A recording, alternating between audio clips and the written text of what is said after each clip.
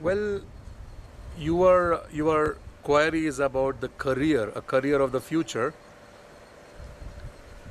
In the future, there is going to be opening up for entrepreneurship.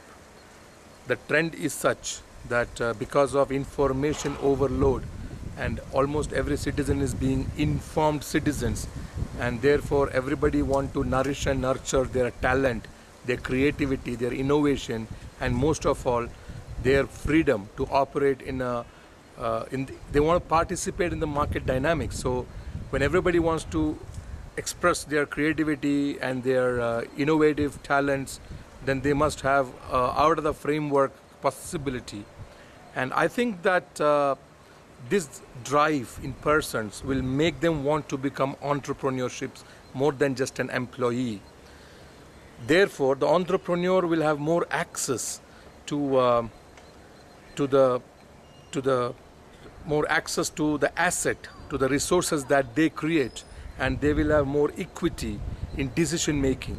So today the decision making should be based on the career of the future, and in the future the entrepreneurship is going to be of premium.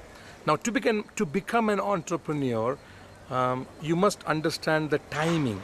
It's like you want to make a house and you can't have a house overnight. When you start constructing, you must budget a timeline, maybe a few years. Or if you want to make a big highway or roadway, then it becomes of use only maybe 5 years after you have initiated it. So this is the calculation of the timeline. So we must know whether the timing to become entrepreneur is correct. And once you got the timing right to kickstart an entrepreneurship of yourself, of your own, then the appropriation of budget, the estimation of resources that's required is premium.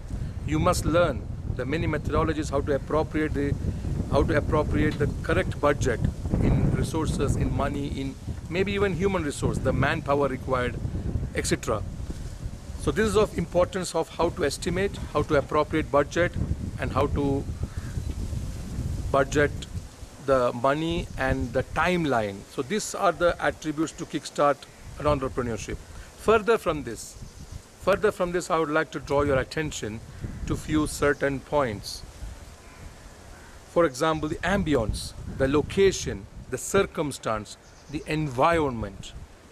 These must be conducive for the kind of business, for the kind of service that you want to initiate.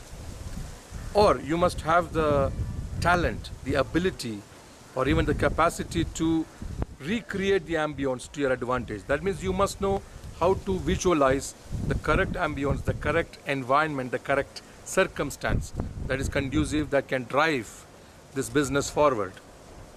Second is the right tools. You must have the correct infrastructure, the equipment, the machinery, those things that makes this business of yours possible.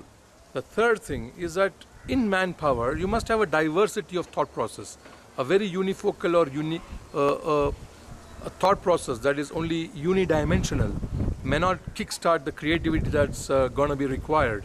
So you need a diverse, heterogeneous mindsets, so that all of them can do a brainstorm and they can contribute to innovating newer ways whenever there is a hostile situation to confront, to encounter. Then you need to get fresh thoughts, fresh ideas, and for that you need a heterogeneous group of people from many walks of life. They must come together. So you must know how to manage diversity of human thoughts.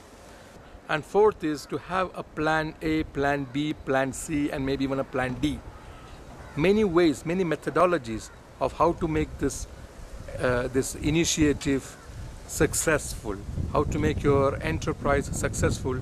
You must have many plans. In case plan A is perhaps out of place or out of time, then plan B can take its place. And when plan B, if at all it goes out of tune, then you have a plan C to rely upon.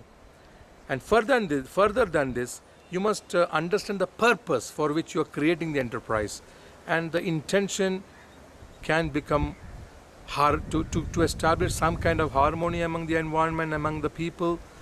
If the intention to begin with is destructive and to create disharmony, perhaps it's not in good taste to create this enterprise. So it's very important, ultimately this enterprise must have an intention to create better services, to bring more comfort and more harmony among the people that is going to use your product. And then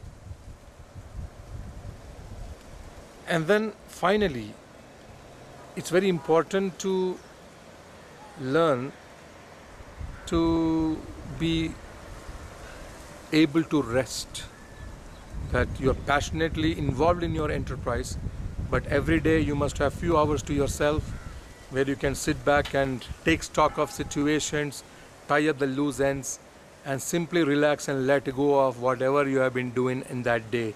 And this amounts to a meditation, some breathing techniques, some stretches for the body. You need to be fit, and this amounts to the ability to let go and do some introspection, whether the first four factors in the checklist are appropriately utilized.